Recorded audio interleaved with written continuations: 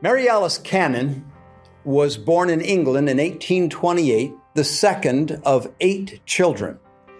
In 1840, a relative of hers, Elder John Taylor of the Quorum of the 12 Apostles, came to the Isle of Man and preached the gospel to the Cannon family.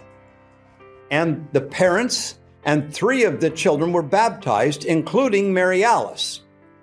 In 1842, the family set out to join the saints in Nauvoo. On the journey across the sea, Mary Alice's mother passed away.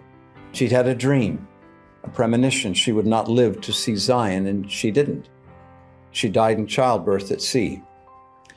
Mary Alice and the family went on bereaved, arriving in Nauvoo.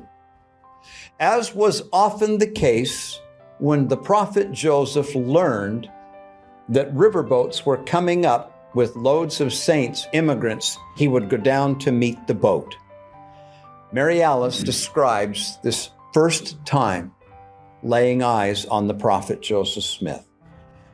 I first saw Joseph Smith in the spring of 1843, when the boat in which we came up the Mississippi River reached the landing at Nauvoo.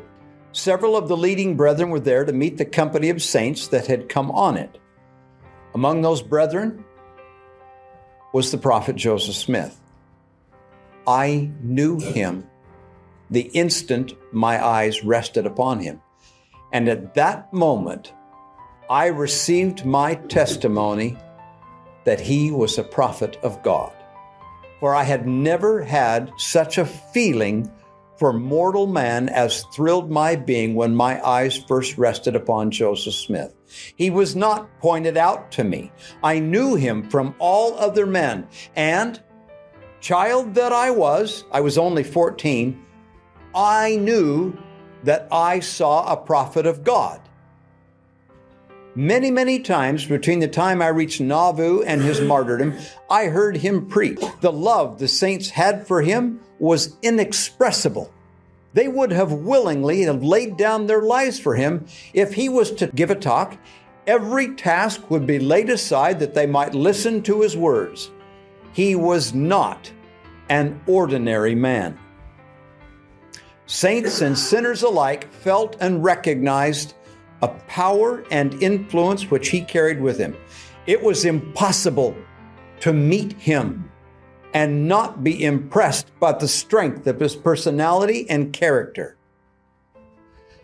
In May 1844, he went to the stone shops where the men were working on the Nauvoo temple and blessed them. Every man by the power of his priesthood. Brother Lambert, this is Charles Lambert, whom I afterward married, he gathered right into his arms and blessed. And it was ever Charles's testimony that he was thrilled from head to foot by that blessing. And then she says, I well remember the night of the prophet's death. The spirit of unrest was upon all, man and animal, in the city of Nauvoo. Why? We did not know, but we could not rest. My father was on guard. No one in the house had slept. The dogs were noisy, and even the chickens were awake. About 3 o'clock, news of the martyrdom was brought to us, and we realized what had kept us awake. And oh, the mourning in the land.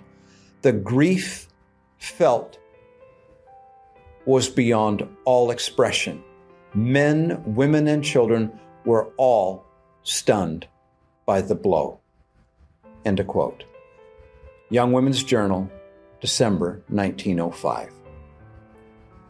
What is the world to do with a witness like that?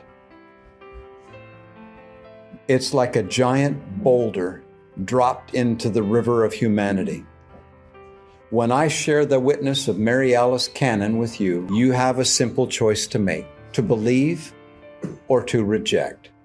To reject her witness is to call her a liar or a dupe. But you can't ignore her.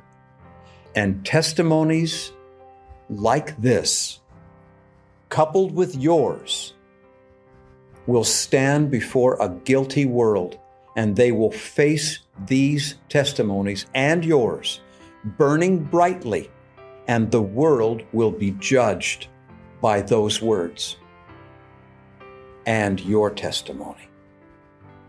Therefore, my beloved brothers and sisters, don't stand up in fast and testimony meeting and share a travel log. Don't waste the ward's time. Bear your testimony of the Lord Jesus Christ. Bear a testimony that matters. Bear testimony of the restoration of the priesthood, of the truthfulness of the Book of Mormon, the divinity of the prophet Joseph's mission, of the atonement of Jesus Christ, that God lives and his plan works.